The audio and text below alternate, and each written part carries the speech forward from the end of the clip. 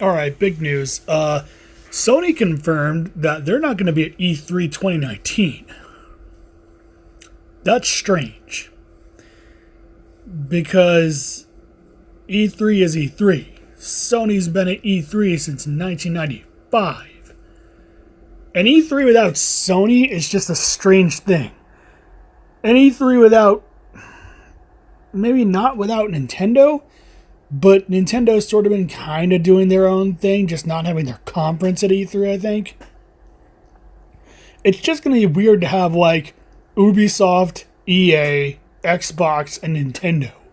And realistically, that's only two console makers with their own, unique stuff that's going to be non-multiplat for the most part. It's just a strange thing because I don't know. This has to be due to their recent swing in changing their stuff and moving to their headquarters to San Francisco. They also aren't doing the PlayStation experience this year, which would have been next month. I don't know what they're doing, but I feel like it generates more attention and everything if you have it at a certain point during the year. Like, for example, E3. Every year at E3 is like, wow, can't wait to see what Xbox and Nintendo and Sony are going to put out. But now we're just going to go, wow, I can't wait to see what Nintendo and Xbox are going to put out. Or realistically, wow, I can't wait to see what Nintendo's going to put out. Because, oh boy, Xbox.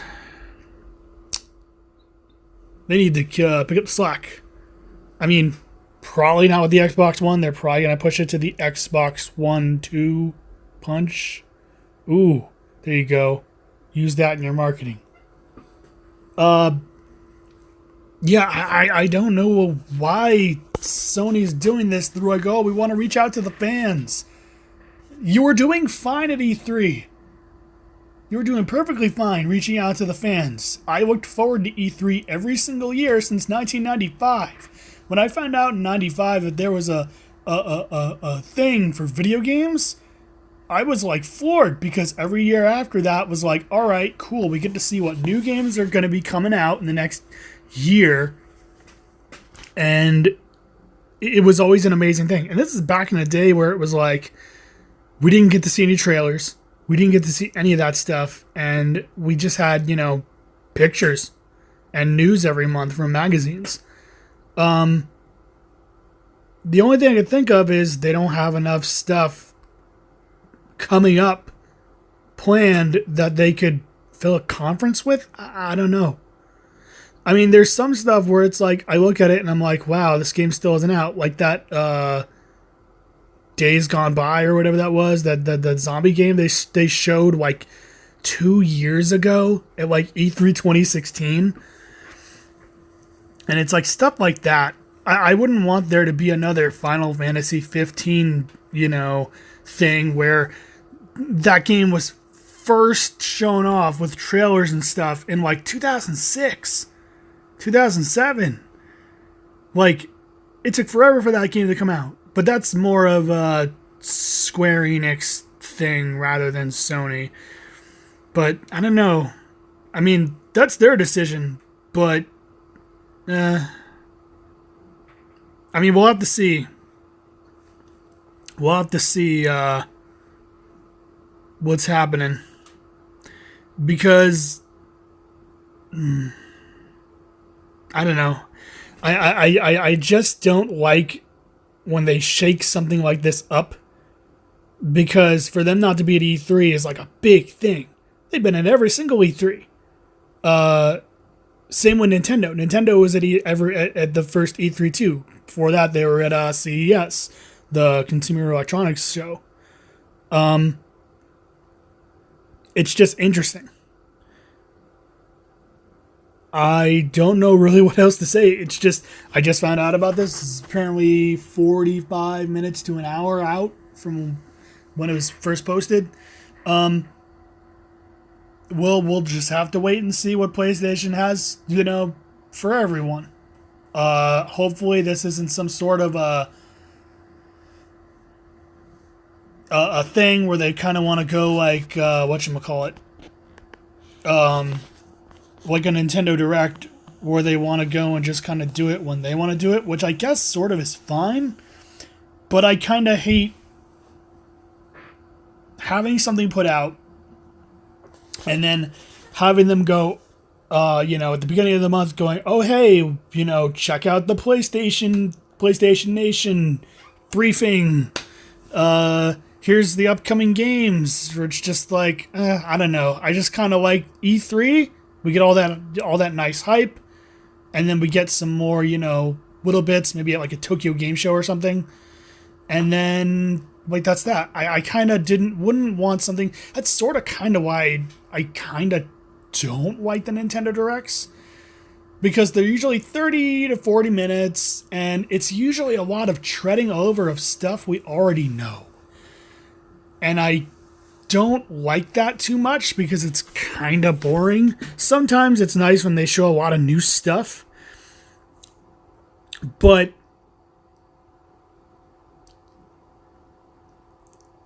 it's not good when they don't have a lot of new stuff to show, when they also have to show a lot of other stuff that we saw at E3 that still won't be out for another like 4 months. Like the stuff like with Smash, it was like we knew about it at E3 this year. We knew it was going to be out sometime this year. Then we got a release date, I think, at E3. But then it's like from E3 to December is 6 months, give or take. That's a nice amount of time to kind of build more hype and put out stuff during the directs for, new characters and whatnot. But I could have also done without it. I could have I could have waited. But PlayStation, they're telling us now they're skipping E3, which means, to me, like I said before, I feel like there's nothing coming down the pipe then. It's going to be actually this month, maybe even this week. Jeez, I think it might actually be mid-month this week. 5 years ago, the PlayStation 4 launched. It didn't. What was the launch titles? I think Knack was a launch title. Battlefield 4 was a launch title, which was also on 7th-gen consoles at the same time. Which they had a nice thing where it's like, if you bought those games, you could put a code in on the PS4 to get a download version of it, and you could use the PS3 like disc as an activation thing to play the PS4 version, which was really cool. But by the time I got into it, it was like 4 or 5 months later that the deal was over, and I didn't get my PS4 for another year, so it was just like, it sucks. There's small things like that. That'd be pretty cool if they had that for I really hope for the if PlayStation 5. I want backwards compatibility, totally. As much as I love the PS4, it's kind of the one thing that I kind of get a little envious over with Xbox One. Not even just the 4K enhancement stuff, because that really only depends if you have a nice TV, which I do not. I'm still running like a 2007 flat screen, so I'm not going to get any of those nice, visual details or whatever. Well, probably, I don't actually know how it works. But like, with the Xbox One, I can put in original Xbox discs. I can put in 360 discs. Now, granted, not everything works, but it's still a step in the right direction. People have been asking for backwards compatibility for PlayStation since like year one of the PS4's release. And granted, we still haven't gotten it, but who knows? Maybe they're doing it for PS5. Probably not. They probably haven't figured a good enough way to make money off of it. But getting back to it, it's just strange. It moreover maybe shows me that possibly E3 might not be something we really, really need. E3 as an event is nice because it's once a year, but what they should have done they should have done this for a very long time. And I heard of apparently several years where it was open to the public, but I don't ever remember that. I grew up with video games, reading magazines and stuff, and every single E3, all I ever heard was that journalists and gaming press, etc., were always the people who were there, no one else, and obviously in industry. It wasn't until I think like the early mid 2000s that I was hearing that a lot of other people that weren't, industry or press were there. Obviously, people from GameStop's managers, etc., etc.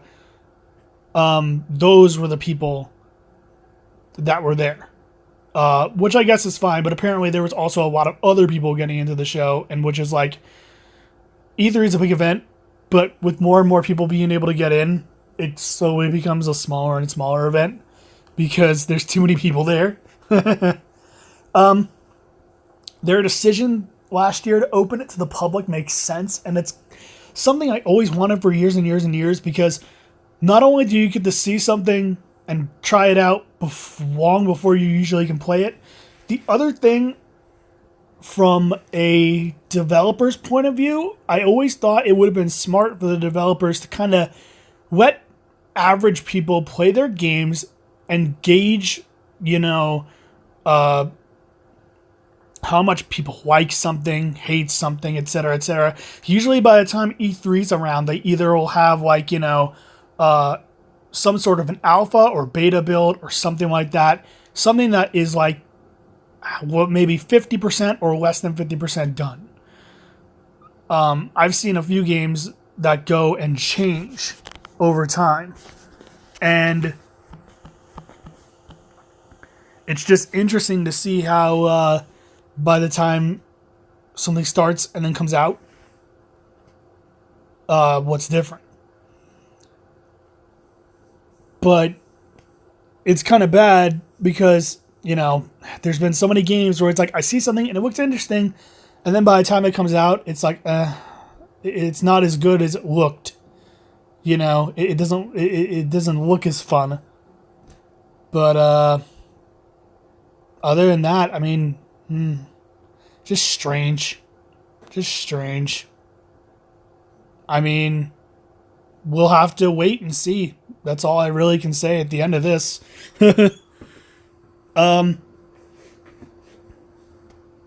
Yeah, we'll just have to wait and see.